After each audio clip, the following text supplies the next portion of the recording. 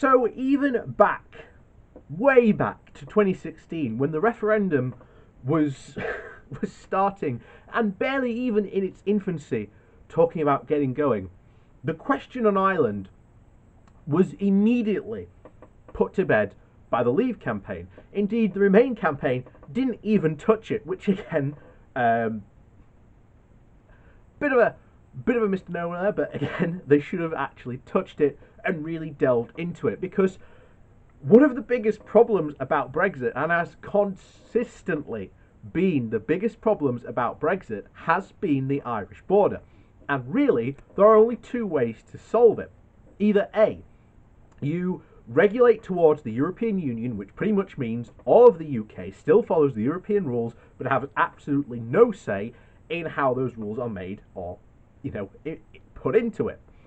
And then that defeats the entire point of Brexit, because the Brexiteers told us the whole point was to go forth and deregulate. The thing is, if we do that, that then leaves, or must be, a hard border somewhere. And the point is, as was always the case, where do you put that hard border? It's either going to be in the sea or on the island of Ireland. And already, as was warned back then, this is a serious problem. Well, I don't know what happened there.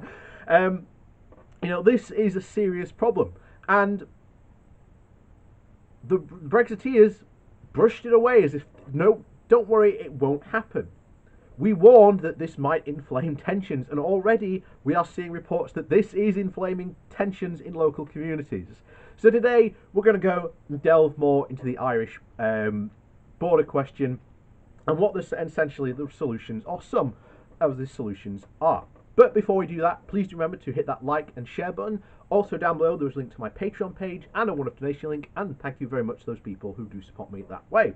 So, on with the article then. So, this comes from the North East Bylines, and the title is The Northern Irish border is our problem too. For those of us living in the northeast of England, the political fallout of the Northern Ireland Protocol might feel somewhat distant and removed from our daily lives. However, our region has a shared interest in its implications. The Northern Irish border, and how checks on products travelling between the UK and EU take place, was one of the most controversial issues during the Brexit negotiations. Most of the time, the focus was only on the land border between the two, that one that separates the Northern Ireland from the Republic. The invisibility of this border is considered essential to the Northern Ireland peace process. When he became Prime Minister, Boris Johnson opted instead for a customs border in the Irish Sea, meaning checks on goods are now required between Northern Ireland and Britain. Problem solved, you may say? Sadly, no. That is because the invisibility of this border promotes peace too, and in my view, it is of equal importance. The inconspicuousness of both borders should mean that those living in Northern Ireland who identify as Irish can travel from Newry to Dundalk, I think that's how you say it, without anything on their journey suggesting otherwise. Those who identify as British should expect the ferry trip between Stranraer Stranraer, I think that's how you say it, and Lanier, again, not sure, should also be absent of documentation, checks and inspections. However, this is still the case for ordinary travellers, however.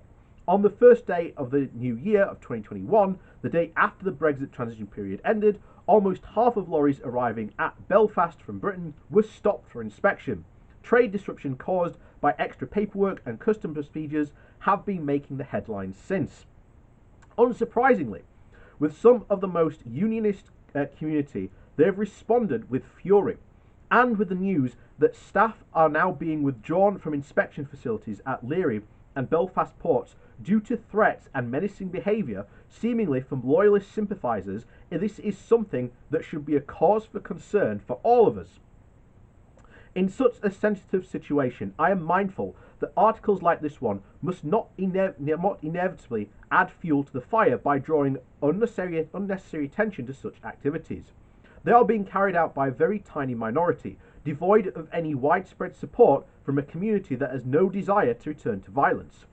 But I do not think those of us who live to the east of the Irish Sea can simply ignore what is going on either, especially considering that the northeast of England we have a shared interest in that outcome. Northern Ireland is currently in what we call a grace period, which means that EU rules on customs and the product standards are not yet being fully enforced at Northern Irish ports.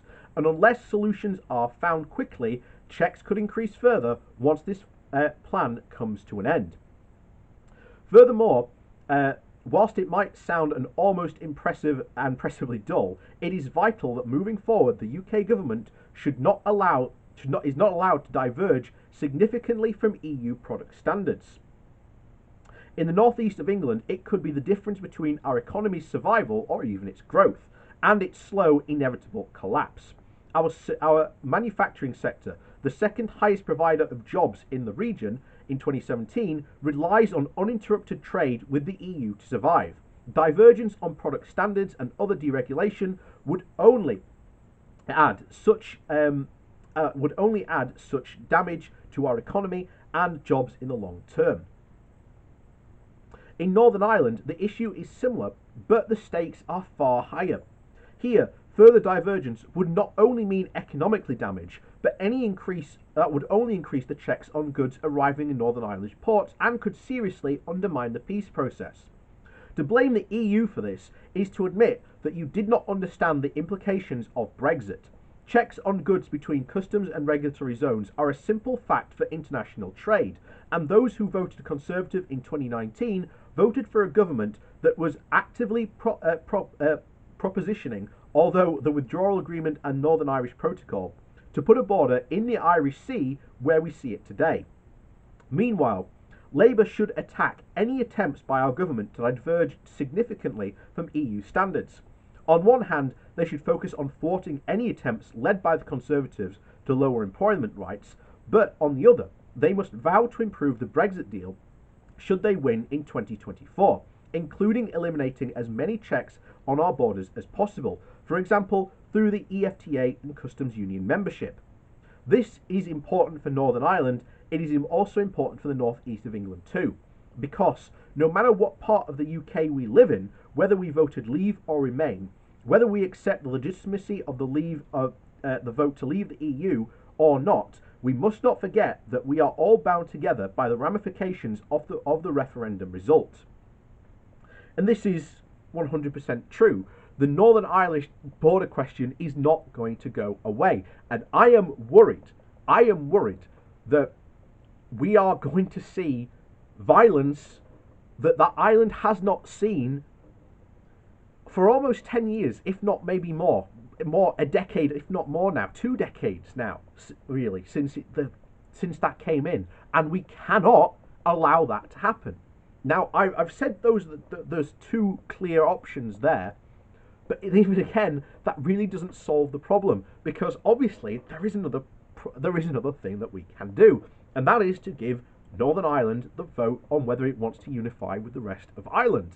That is something that not a lot of people do realise could happen, and as many people do realise, right at the start of the year, we read that article about how the governments of the Republic and Northern Ireland should be preparing for a referendum, because, as he said, it could happen far sooner than a lot of people think. And I've said probably roughly in about 10 years, the UK is not going to be in the same shape as we even see it now. So it could be even possibly by the end of the year, we could have even seen a vote on Northern Ireland independence. It could not independence, but a reunification of Ireland. Again, this is something that, again, I would be very happy to do and see. Doesn't bother me, quite frankly, but like I say, hey, it gives me somewhere else to run to if things really do start to get bad here. But with that said, as always, thank you for watching. Please do remember to hit that like and share button on your way out. And of course, down below there's a link to my Patreon page, as well as a one-off donation link. And thank you very much to the people who do support me that way. And we'll see you all next time.